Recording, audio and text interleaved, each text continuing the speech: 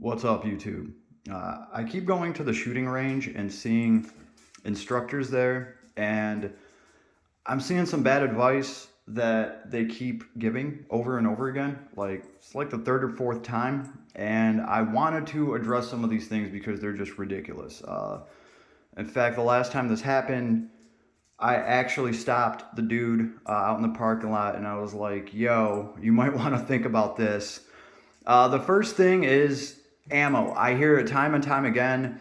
Hey, you don't want to shoot those rounds. Those are expensive. Save those for your self-defense rounds.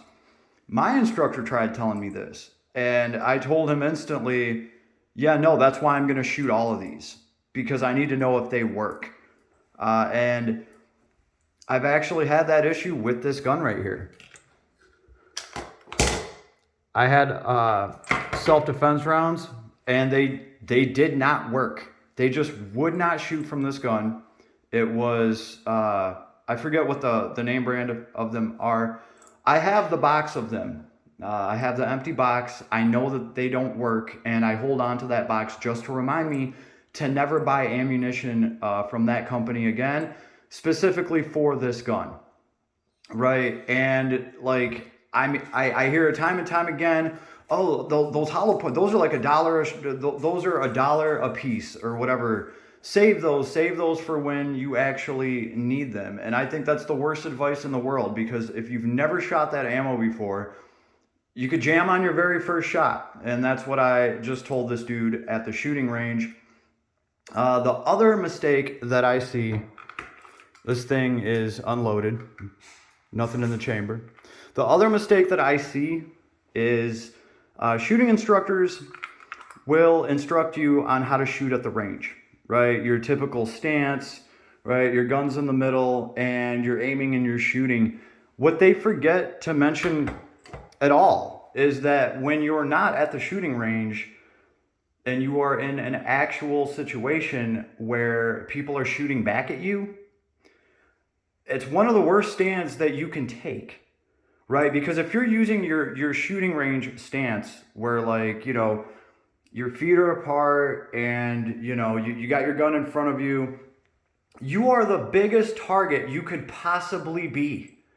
And that doesn't matter at the range, but that does matter if somebody's actually shooting back at you. Here's how big of a target I am. If I turn sideways, I'm half the target. That makes a big difference. To me, it does. And a lot of people, they don't really think about that, right? And that's kind of the whole point of having one of these firearms. If something bad happens, you want to minimize the chance of you getting shot. There's a ton of reasons for it. Now, my instructor did have me shoot my gun one-handed, right? But he never did explain anything about the shooting stance and how it relates to being in an actual shootout when people are shooting back at you.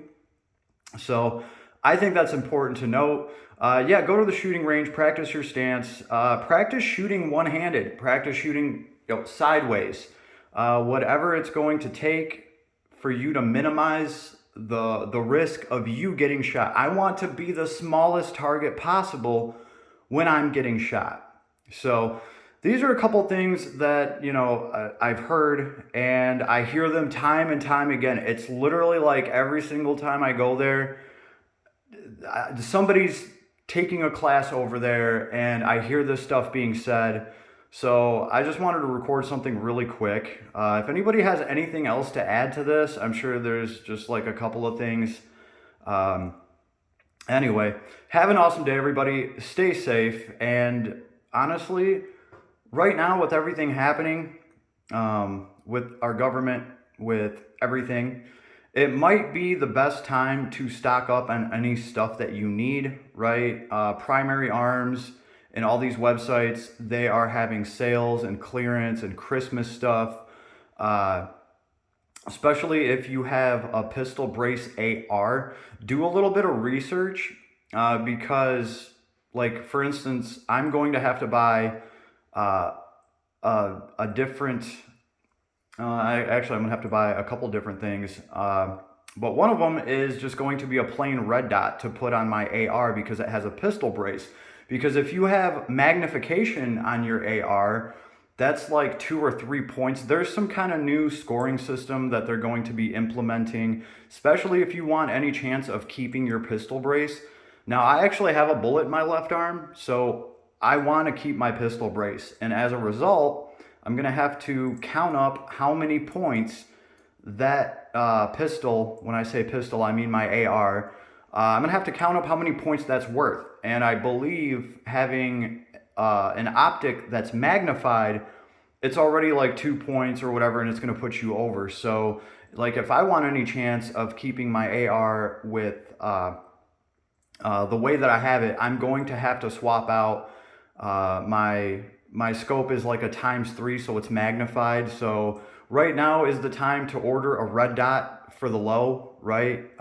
Because I guarantee you, after they pass some of this legislation and stuff, that $100 red dot, well, $100 right now because it's Christmas, it's clearance, it's whatever, it's going to shoot up to $400 or $500. So it's my best advice to anybody around this time of year. Get all the stuff that you need. If you have to, go bury it. Best of luck to everybody. We're going to need it. Stay safe, stay vigilant, and I will see you on the next one.